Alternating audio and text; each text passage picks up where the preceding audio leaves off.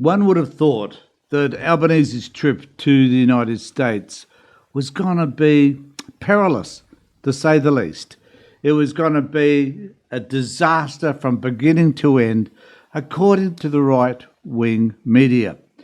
Sky News in particular have been, I guess, salivating over the thought that Trump was going to embarrass Albanese, and that would have served Albanese's fault because he deserved it, because he's so progressive and so left-wing that it is abhorrent for the right wing to even consider that they have such a man representing Australian values, whatever they might be.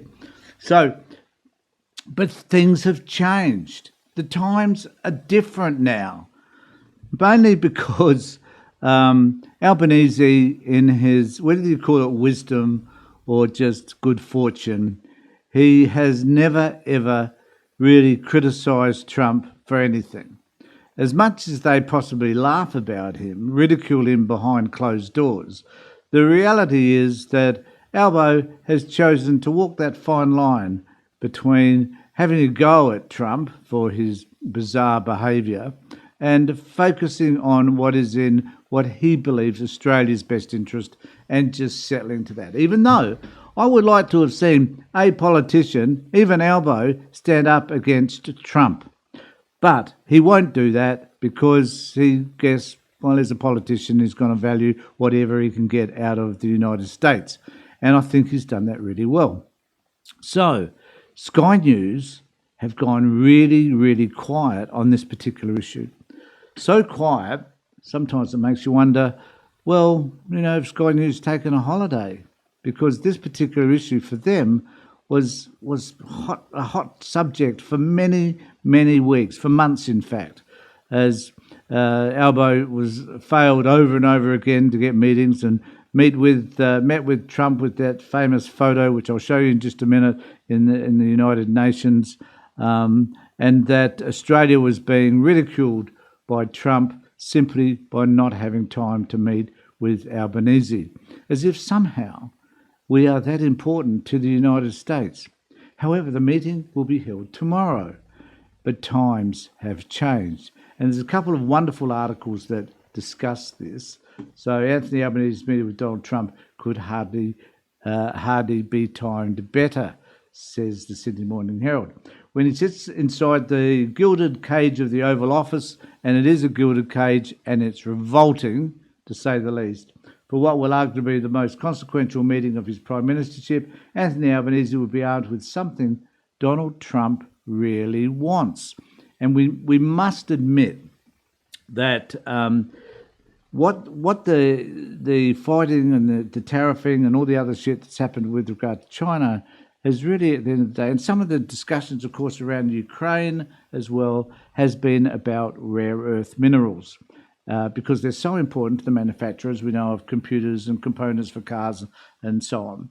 And so because they're that important, and because the United States don't have that many of them, and two countries that do, China, who knows how to manufacture them to start with, and has over 90% of that market, and Australia is the other country that has a lot of them as well. And that we could start negotiating with the United States about something we know that they want. And at the same time, of course, we can start having conversations about AUKUS, a policy I don't agree with, just need to let you know that, but nevertheless, we can start having arguments around AUKUS also and seek support from the United States, because we will give you money for developing submarines that you probably won't ever deliver to us anyway, because you can't make enough of them to fill your own requirements. But nevertheless, put that aside. It's a shitty agreement, nevertheless. But so as a result of all of that, he can actually bargain with Trump. We're giving you this money. We've also got these rare earths. You come and we'll work out an arrangement whereby you can buy these rare earths off us, which may even mean the lowering of tariffs. Who knows what that negotiation may eventually be. The timing with Albanese could hardly be better. Just over a week ago, China rocked its fragile trade truce rocked its fragile trade truce with the White House when it tightened its already vice-like grip on the global supply of the elements needed to build everything from batteries, cars and missiles to the magnets Trump so often talks about. Australia has these critical minerals and rare earths in abundant supply and can dig them out of the ground. Of course we can. But what it is lacking is the capital to take the next step and process these minerals to ultimately challenge China's near total dominance of the sector. So one well-placed source put it, Beijing's market manipulation has made the playing field simply unplayable, and this is now a problem Western governments have to throw money at to address. And of course, because we have them, and because Trump wants them, then this is an opportunity for us to get what it is that we want. And then there's this so that's all I need to read of that one, I guess. And there's this other article, which is from the Sydney Morning Herald. This one, the other one's from the ABC. And in this one, this is my favourite author, Nick Bryant, has written this particular piece. And he talks in this piece about stopwatches at the ready. How much FaceTime will Anthony Albanese be granted by Donald Trump? And how will his long-awaited visit to Washington compare with those of previous prime ministers?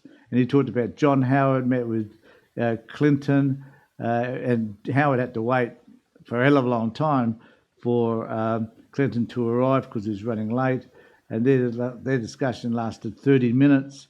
Then there's George W. Bush, and that meeting lasted for 3 hours. Howard had flown to Washington to commemorate the 50th anniversary of the ANZUS military alliance, a pact that meant a lot to the Bush family as a naval pilot and so forth. Before venturing on, I realised I am adding to the voluminous column inches already devoted to the episodic saga of Albanese's troubled pilgrimage to Washington, which has been almost John Bunyan-like in intensity. In so doing, I also recognise the danger of falling into the trap of viewing Australian global status solely through the relationship with one individual, the US President. Often it seems as if minutes in the Oval Office have become the foremost barometer of Australian power.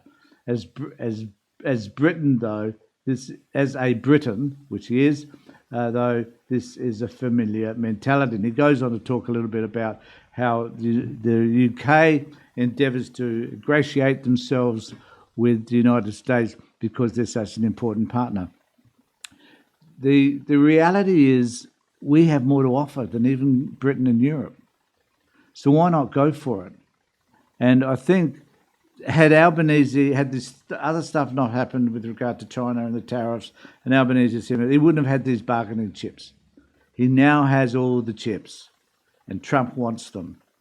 And so tomorrow is going to be a most fascinating day.